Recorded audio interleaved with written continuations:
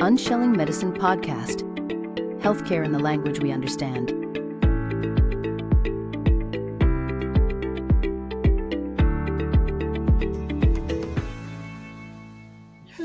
Hello. Good morning, everybody. Thank you for joining us. Today, I have the pleasure of having with me George Haymaker.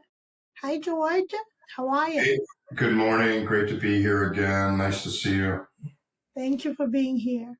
So, George and I recorded an episode about a week ago, and it was an episode about the brain and how great our brains are and how we can recondition them from whatever conditioning we had from childhood, trauma, relationship, habits of different kinds to actually work for us. And we do not utilize our brains enough. So that's a conversation that I know a lot of people will benefit from. So jump in, listen, join the conversation. So we're going to be on for a while. So pull up a seat and welcome. So George, the brain, right? So what is so fabulous and fantastic about this big brain of ours? Well, a lot. I think it really boils down to how we view the brain and what type of relationship that we have with it. You know, when I was younger, for the first 2/3 of my life, if not longer, I just assumed that the brain produced a mental activity or produced the mind, which we know emerges from the brain. But I just assumed that we kind of got what we got genetically, and it was what it was, and there was nothing we could do about it. And so if we were struggling in any way or had unproductive and unhelpful thoughts, emotions, actions that would come out of those, that we were just kind of stuck with that. And there was not much we could do about it. I mean, you hear people say that, you know, an old dog can't change or tiger can't change its stripes, you know, something along those lines. And you know, that's just what I kind of assumed. And I just went through life with the mental setup that I had, and it wasn't serving me well and led me to an unfortunate place. And that allowed me and caused me to take a hard look at who I was and this thing on my shoulders that was leading me in a direction that wasn't positive. And it caused me to look into it a lot deeper. Yeah, I had to. And so fortunately, I went through that experience and came out the other side and opened my mind, so to speak, to new possibilities and new alternatives, and did a bunch of research, self-discovery on myself, and found out that the brain is very forgiving and that it doesn't have to be the way that it is. We are entirely in control of what happens in it, what mental outcomes that the brain produces. And so with that hope and possibility, I set out to begin to change my own mind and start to produce the outcomes that I felt were more in line with who I really wanted to be before it was too late. So that's the brain is blessed with an amount of forgiveness. It can heal. It has what's called neuroplasticity, which is the brain's ability to change, adapt, and evolve. And what that really means is that we all have about 85 billion neurons in our brain, and they're all positioned in such a way that reflects our current mental state. And they've gotten that in those patterns, those neural pathways, which are basically just strings of connected neurons. And we all have unique and individual patterns in our brain that represent who we are and how we've gotten to that point. But by virtue of the fact that they've patterned themselves after our lives, if we change our lives, then the neurons will begin to shift and repattern themselves, representing something new and different. And so it's very similar to, you know, let's say that you've got children and they've got toys all over the floor and everything's scattered around, and you're having to step over things, like if things aren't helpful. You know, you can pick up those toys and rearrange them in such a way that produces a more helpful life to you. So it's kind of cleaning up the toys and putting them back where they belong and putting them wherever you want them in order to make your life more helpful. So that's kind of it in a nutshell.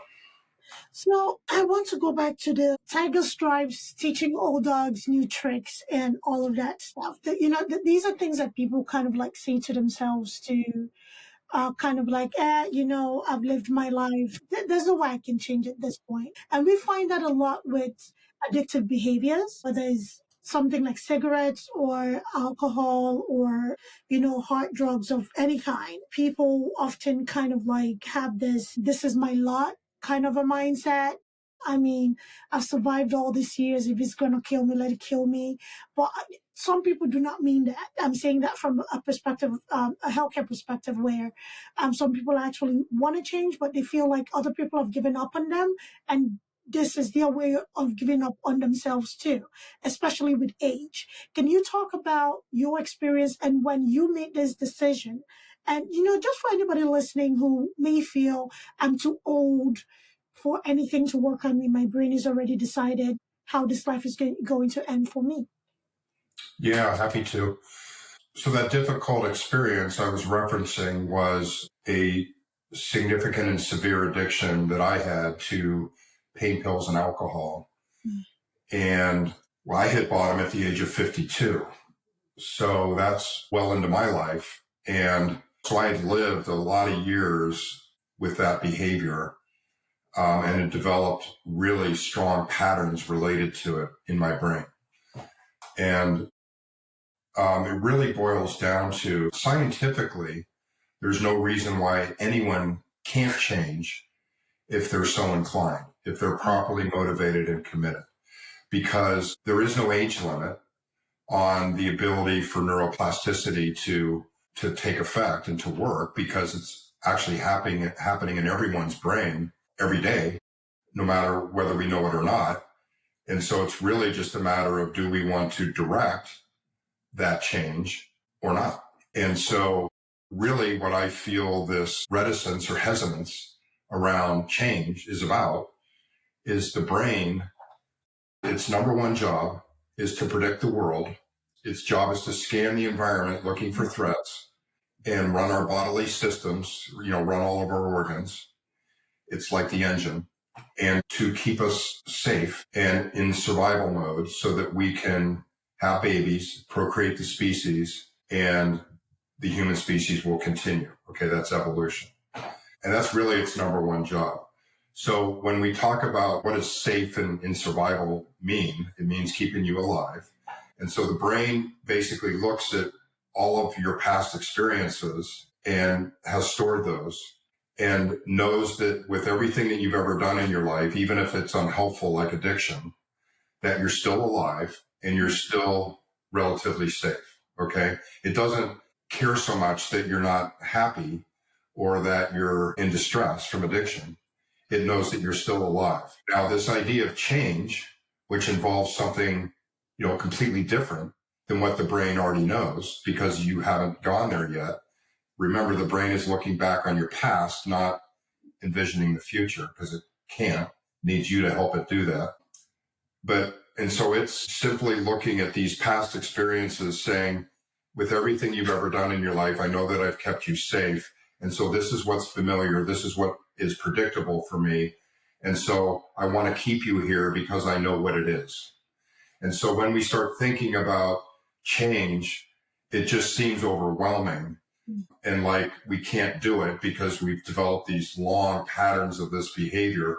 That's really just the brain telling you that it doesn't know what it is that you're trying to suggest to it.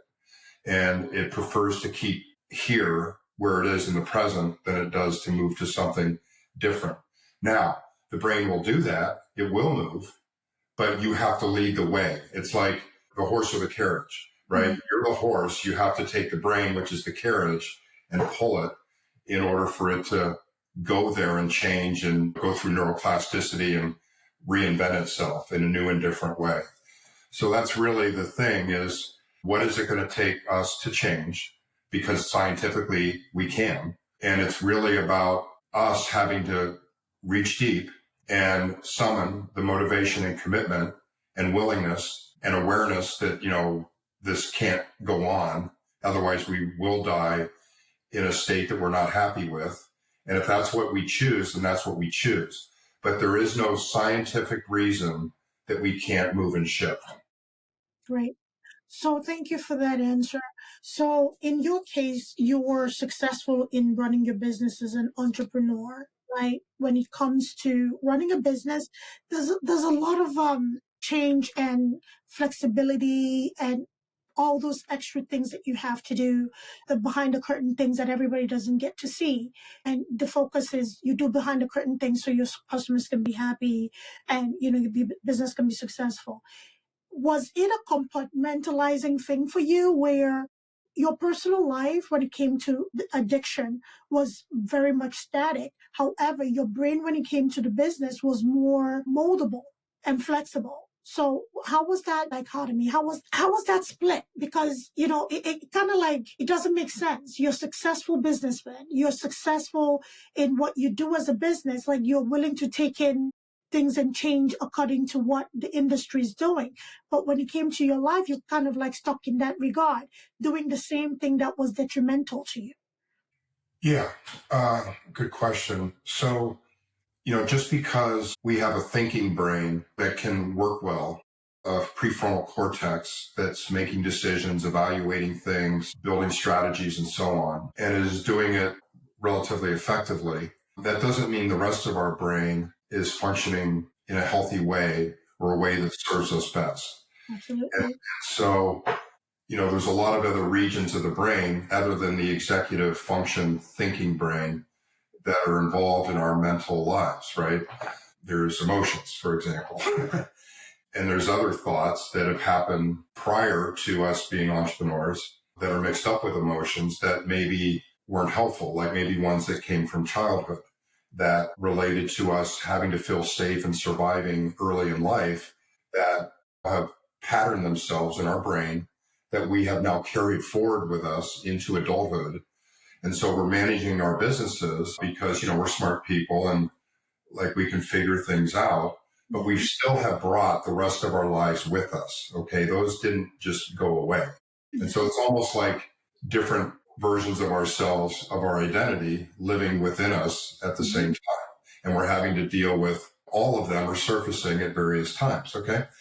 So, that's what happened to me. And what I think is the case with a lot of people is that we had early childhood experiences that all of them were different.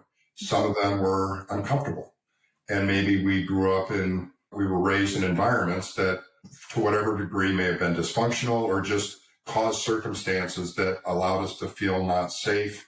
And we had to develop ways of trying to get by. And that's what happened to me. And so I was unsure of myself for those reasons, very anxious, very defensive, always trying to prove myself, very reactive emotionally. I had been punished a lot as a child and I had moved around to a lot of different places. I had moved probably 15 times by the time I was 18. And so just in and out of home, different, I was with my parents, but, my dad was a corporate executive. So like I was in and out of schools, having to say goodbye to friends, I just very unsettled. Okay. Yeah. And so I carried this with me into adulthood. And so while I was quote unquote smart and able to run businesses, I did not have a very helpful mental state because a lot of things that would happen in that world my brain perceived as threats. So it was hearkening back to those early childhood experiences and seeing things as threats to me, my safety and survival that weren't helpful to me. And I would get reactive. I would get defensive, angry. And that's not helpful, obviously, to running a business and the people that I was working with. And it's also not helpful to me. Who wants all that negative thought, emotional looping going on in your brain constantly? Because, when you experience negativity like that, you feel like you're not safe and not your survival's being threatened. Your brain summons stress. And so it floods your brain with cortisol and norepinephrine, floods your body with adrenaline. And your nervous system is just always in this active state. And so that's how I conducted my life. I was highly wired, highly stressed, highly reactive, making maybe smart business decisions, but always on the edge. And that is just a recipe for, you're always on the edge, right? You're always on the wire, and you never know which direction you might fall off. And so because I was so uncomfortable mentally, I would cope with that with drugs and alcohol. And that was kind of my recipe to get by, is I would go hard, work hard, and then I would play hard and calm my nervous system by consuming drugs and alcohol to make myself calm down and make the negativity go away. And so that lasted for 30 years until addiction, which is progressive, got the better of me. And I no longer had any ability to participate in the decision-making process of whether or not I was going to use drugs. I had to. My body would not survive. I would go through severe withdrawals if I did not keep consuming alcohol and drugs. And so that's what happens with addiction, is that, tolerance sets in. The same amount of drugs and alcohol are no longer having the same effect because our brain is starting to malfunction with all the dopamine rushes that we're getting from those substances. The brain starts to change in a negative way. We have to do more and more to get the same effect or just to feel normal. And before you know it, like in my case, I was doing 50 pain pills a day and drinking 2 bottles of vodka. And so that's where it goes if it's not caught early enough and we're not aware, and we don't have the wherewithal or the inner strength to say, this is not what I want to be. Because, invariably addiction of any type takes you to that bad place. So hopefully I've answered your question in all of that. How did I do? No, you did great. So the reason I'm asking that question is that when people don't understand the functionality of the brain, because the brain is a very complex yet simple system, right? So it's like, but you have the one brain. How can you be successful in business and everything you do, but this other side is suffering and you have an addiction? It's because we have different aspects of our brain controlling different things. And, that is not all lumped together. You can be great, like you said, with executive decision making, but the emotional aspect of your brain is craving substances, which has to be satisfied. So you did a great job answering that question. So going back to the wired person you were, reactive, that decision made you successful in your own right in business. What would you make of an argument where, because there was a time that was the norm. For you to be a successful businessman, you have to be wired. For you to be a successful businessman, you have to be on edge, right? So what would you make of that argument where you have to be, revving and ready to go and basically be a live wire, sparking all over the place as a measure of success in business? I would disagree with that completely. You need motivation and drive, but you don't need to be angry, highly reactive, and all the other things that can go along. So I think what we're talking about here is the activation level of the nervous system. So the nervous system has 2 states, the autonomic nervous system, which runs from our brain all the way out to our extremities. There's 2 states called the sympathetic state and the parasympathetic state. The sympathetic state is the state in which it's focused, task-driven, like all the resources are at the ready to accomplish, to achieve. Okay, you're activated. And then you know that we have another state, which is the more rested and relaxed state, called the parasympathetic state. And that's when we're more not task-oriented. We're kind of chilling. We're just much less activated, okay? And so that sympathetic state, the task-oriented state, is a fine state to be in when we're trying to accomplish things as business people.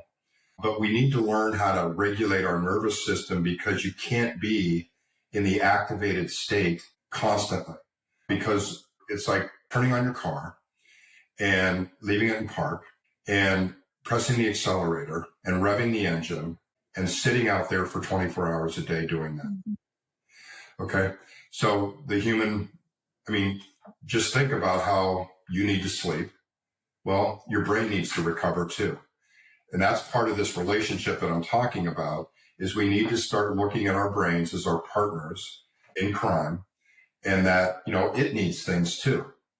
And so there's this idea that we're just going to run our brains hard without any understanding of what its needs are, and that it needs to rest and recover. in order for it to efficiently give you what you'd like to have it give you.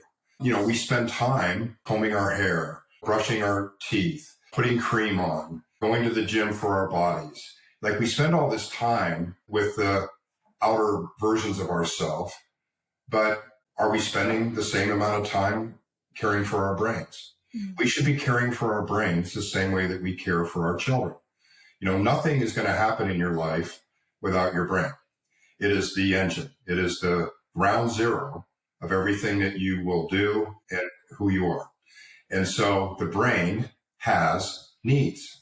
And so understanding your brain, how it functions and what it needs is an enormous skill set. It's called, metacognition. It's the ability to understand everything that's happening in your brain and your mind and being able to listen to it, hear what it's saying, and pause and respond to it instead of just react, instead of just taking for granted that what's there is what's there.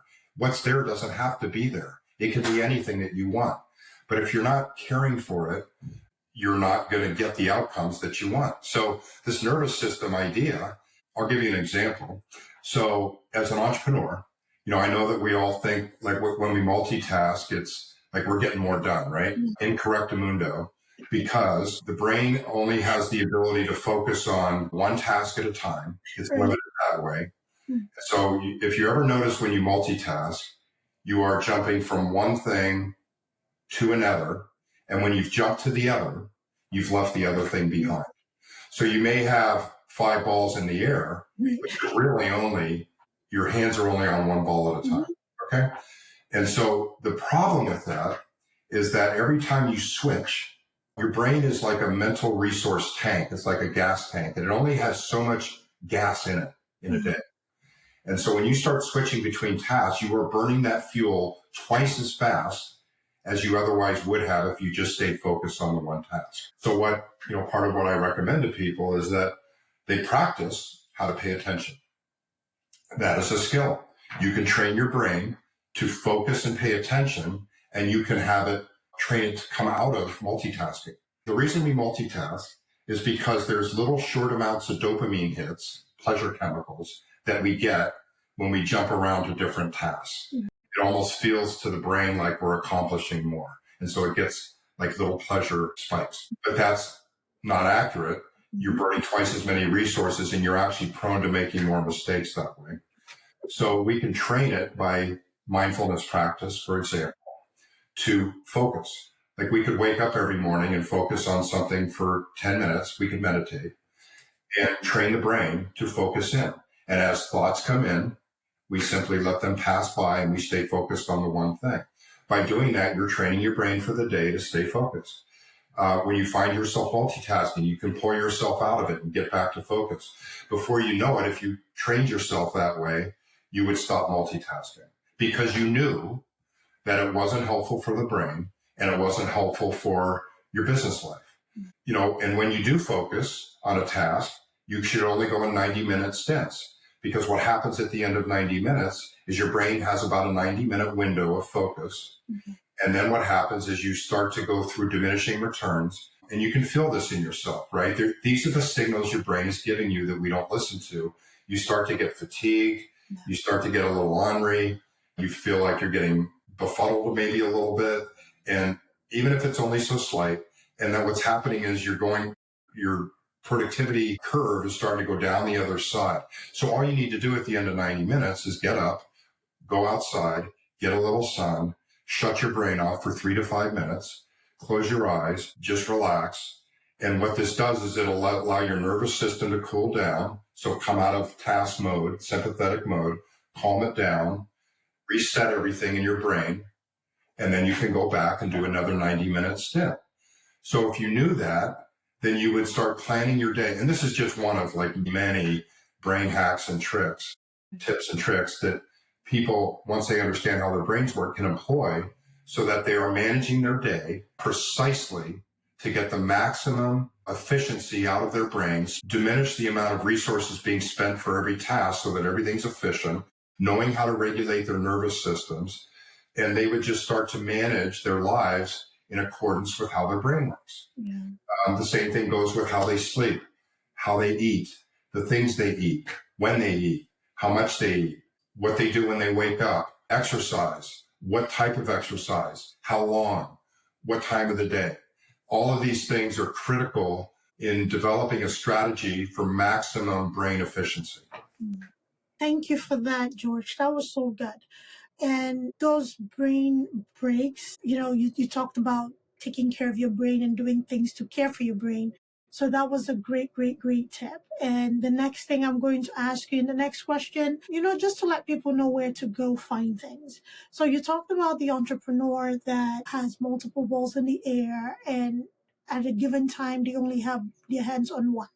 In reality, when somebody's starting out as a new entrepreneur or business owner, you know this very well. You're everything. You're the bookkeeper, you're the social media manager, you're front end customer, you're back end dev, for your website, whatever it is, until you have enough revenue to employ people into these roles.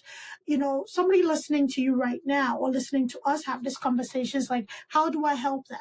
I'm trying to grow my business. I'm trying to grow a brand, or I'm trying to grow something, and I cannot afford, or I don't have the resources to say, I will delegate this to a certain group of people to manage while I pay them to manage it. How can somebody like that not get to a point where not only the brain is fatigued, their body's fatigued, and we have all these energy traps that lead to illnesses and chronic diagnosis? Well, if I told you how your brain worked, wouldn't it make sense to do things in alignment with how your brain works so that you can actually build a strategy that gets the most out of your brain versus you, because of what's going on in the world and the fact that you've got all these things going, that you feel that there's all these things going on that have to be done right now, and you're actually doing worse for your brain.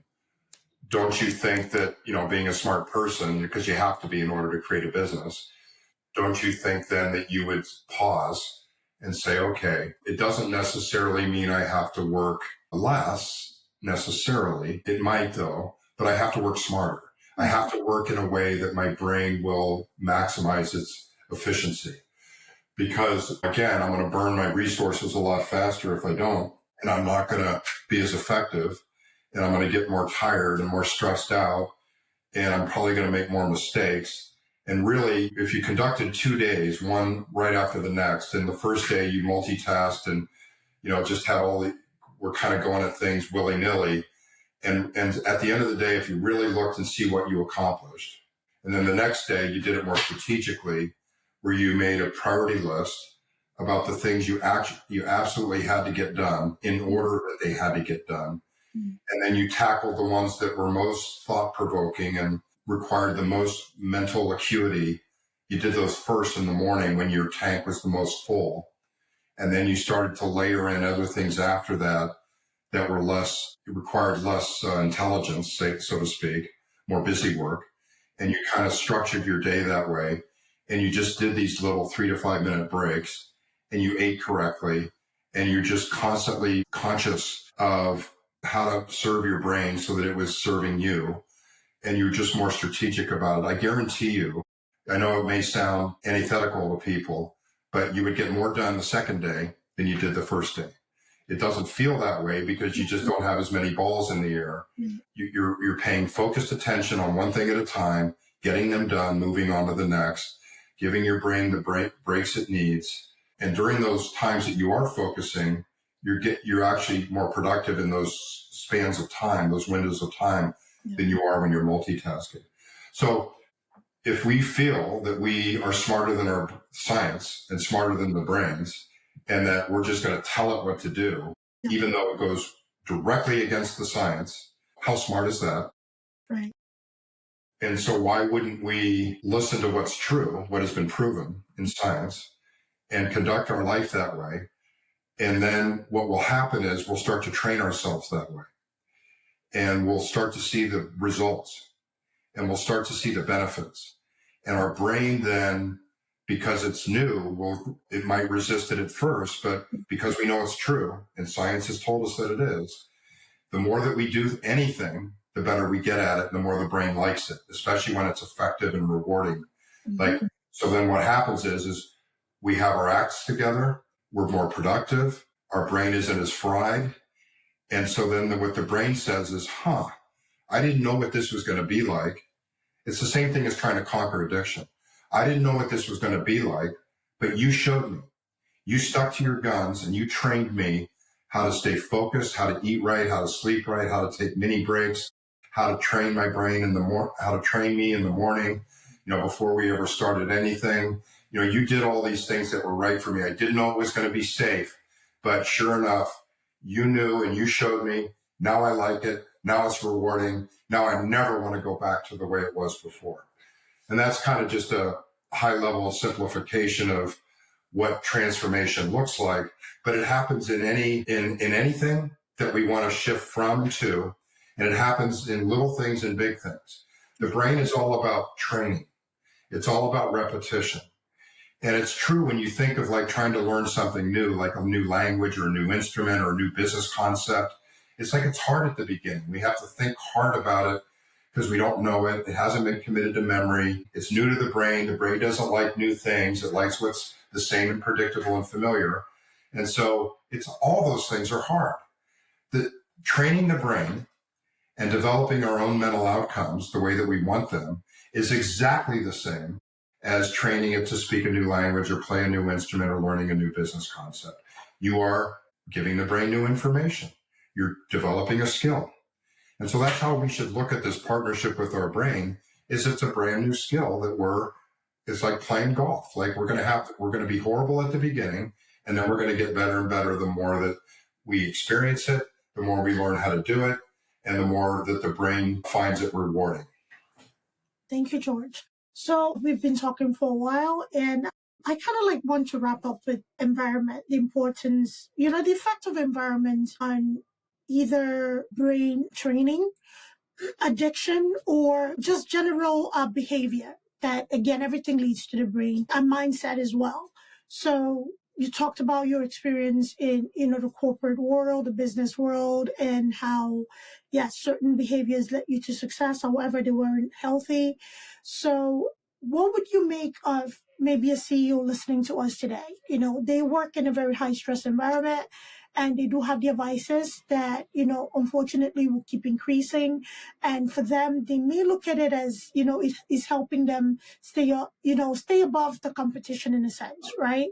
So if somebody really wants to make a change, for their lives, whether it's going to rehabilitation or just training their brains with the activities you mentioned, letting go of certain behaviors and building new neural pathways, how important is it to change that environment?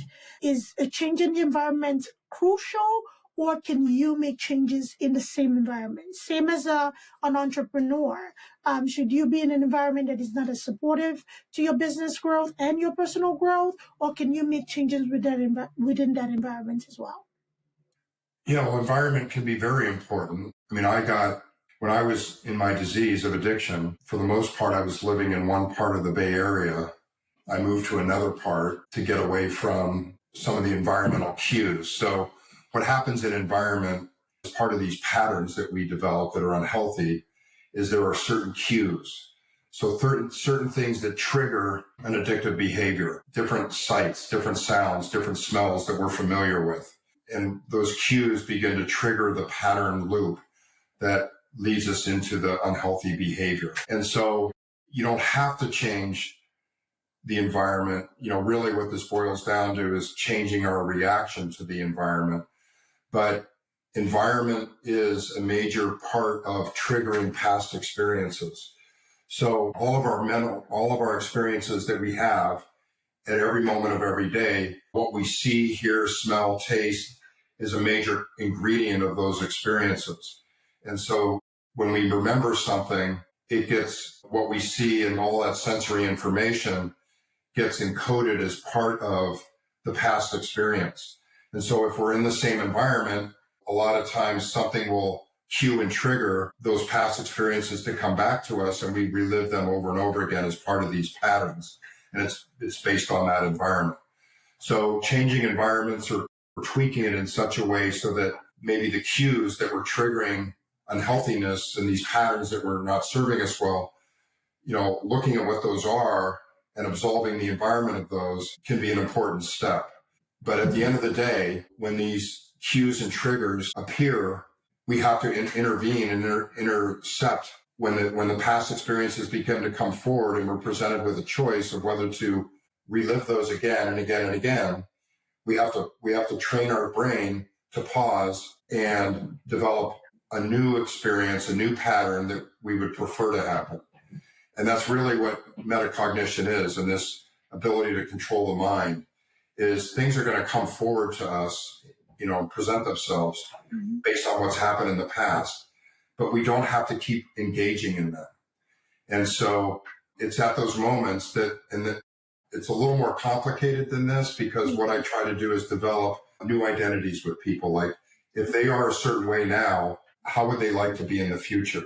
And so what we do is we spend a lot of time around designing that new person that they'd like to be, understanding what that person's values are, what their belief systems are about themselves, what their goals are, and we craft this new identity for them. And then as these battled experiences come forward in our brains, we have to say to ourselves, this new version of myself does not want to participate in that. And so it's a matter of training our brains to pause. Meanwhile, we've developed new patterns that we'd like to have happen in those situations. And then we go and we do the new pattern instead of the old one.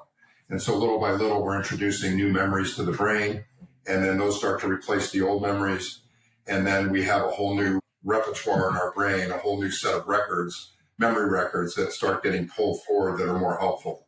And so that's really what we're doing, is we're replacing older, unhelpful patterns and memories with newer, more helpful ones that represent this new person that we want to be. And if we do that long enough through repetition, the old memories begin to get pruned out. It's called synaptic pruning, and that they get overridden, or the new ones sit on top of them, and those are the newer ones that are the ones that will get pulled forward. So that's kind of what we're looking for here. But changing environments as we're developing these new patterns can be an important part of that, because they represent a facet of these new experiences that will get stored into memory. What if the environments in question are people? Oh, yeah. Well, yeah, that can be difficult. And so we have to ask ourselves, are the relationships that we have with these people, and I realize family can be a thing, but, are these relationships with these people part of this new life that we want to create for ourselves? And if so, then what we need to do first is create our side of the version of those relationships. So in other words, relationships are two-sided. Our side has been unhelpful and unhealthy for us. How we are taking that relationship and processing it like it is not healthy for us. So what can we do within ourselves to have that part of it change into a more healthy way? We can't control what somebody else is doing. We can work with them and have conversations with them about what they're doing that might be triggering us to have unhelpful experiences on our end. But at the end of the day, we still have to control our own mental experiences that come from that relationship. I assure you that the brain is made up of ways of interpreting things, perceiving things, and just because it comes into our brain doesn't mean it's true. Sure. It doesn't mean it's helpful. It just means that that's what we've done for however long, and we've patterned that out and repetitioned it out to the point where we believe it's true. We read into things that are not there just because maybe at some point in the past this was true with this particular person, and you keep reading into it and fracturing relationships without accountability. Yeah, and we've just concocted and conjured this version of things based on our past and our life experience, and it's helped us get by and deal with that person for so long. But now we're sitting there looking at it saying, it's not helping me anymore. My version of this that I've concocted is, it doesn't make me feel good. I have bad emotions. I have bad thoughts. I get activated. My nervous system gets revved up. It's like, none of that is good for me. Yeah. And so what am I going to do about it? Right. Okay. And the easy thing is to say, I'm going to cut that person out of my life. Mm-hmm. And, There may be circumstances in which that's advised.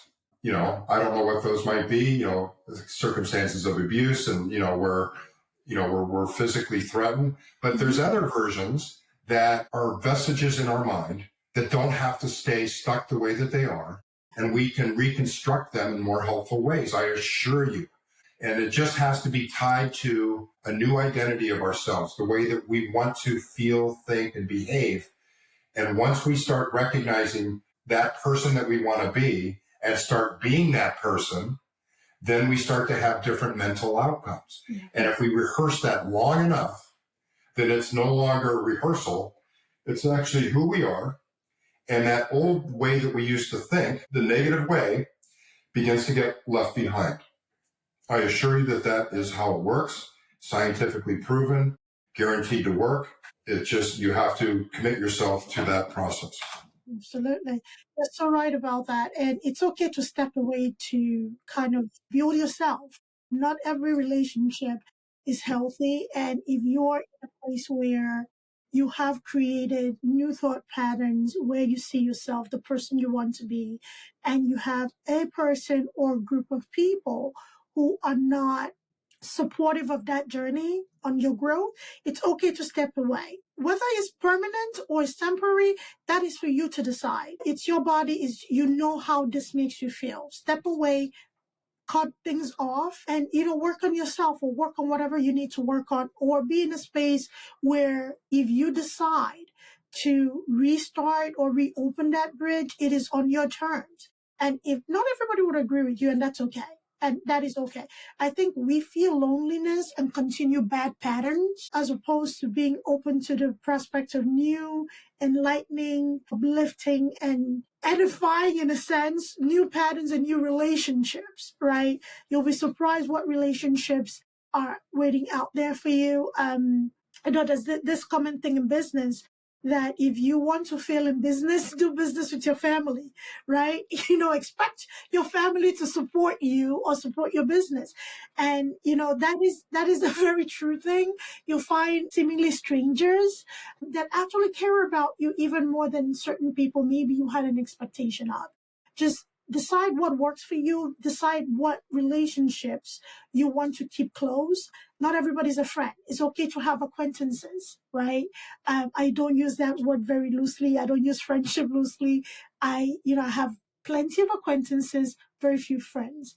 So it's okay to look around your environment, look at the things that you're reacting to, and are they really what they are? Is it factual, or is it an emotional thing? And look around to see what is supportive in your environment, and you can live a very productive life. All of us can. So, George, as the tradition goes here, what golden nuggets can you leave for our listeners? A few, a bag, a ton? We'll take it. Well, hopefully I've left a few golden nuggets along the way during our talk today, but I really just want to come back to this idea that the brain is our friend and it should be our closest partner, even more so than our significant other, because without a quality relationship with our brain, we can't be the person that we want to be for others. Yeah. And so early on in addiction recovery, I learned that a lot of times what we do is blame others for our problems. And so what we learn early in addiction recovery is that we stop doing that and we clean up our side of the streets. And so really this is about just identifying who you want to be as a person, what the values of that person are, what that person wants to believe about themselves, crafting the identity of that person, tethering your goals and aspirations to it, and just start living to be that person in the way that meets your needs and also is kind to the world around you. And if you can just stay true to that standard, then at least you know that you are going through the world in the way that is most important to you, living the life that you want to lead. And then other people will come in and out of it, and they're responsible for their role in the world. And you get to make decisions because you're living up to your standard, how those people fit into your lives. So it's living to a standard, not to the expectations or wills of other people. And it's partnering with your brain to make that possible. So really start listening to what your brain is telling you. It's sending you signals all day long. Are we listening to it? Are we meeting the needs of our brain? Do we understand even how the brain works? So I just really want to implore people to try to take a new look at their brain. How can they build this new relationship with it? What does it need? Care for it more deeply and start to live life, that way. Beautiful. Thank you so much, George. How can we find you? So somebody's listening to us. They absolutely love this conversation. They want to reach out to you either to consult with you, see what products and services you have to offer. Could you let us know? Yeah, I'm on LinkedIn. There's a ton of content there. So please follow me on LinkedIn at George Haymaker. Also have a website, georgehaymaker.com. You can sign up for free brain hacks and newsletters on the Insights page. There's also a link to have a conversation with me for free.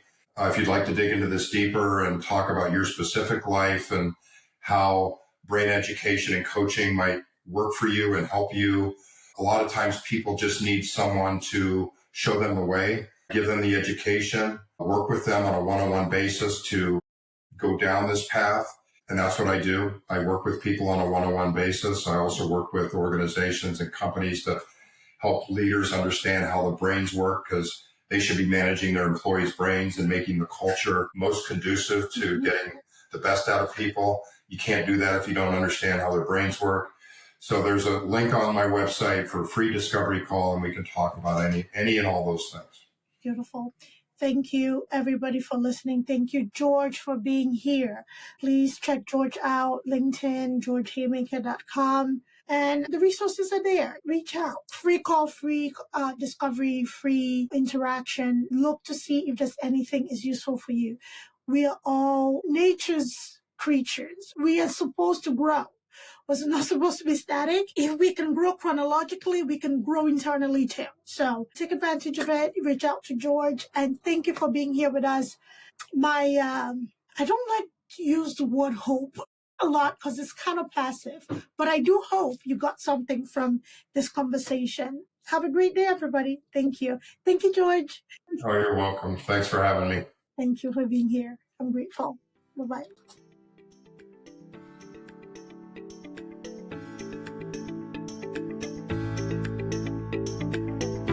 Thanks for tuning in to Unshelling Medicine Podcast. If you want to stay up to date with the latest episodes, make sure to hit that subscribe button on your favorite podcast platform. If you enjoyed today's episode, please take a moment to leave us a review. Follow us on social media at Altruistic Scribe on Instagram, TikTok, Facebook, YouTube, and LinkedIn. We share additional tips, updates, and health-related content that you won't want to miss. Have any questions or topics you'd like us to cover in future episodes? Reach out to us at altruisticscribeco.com.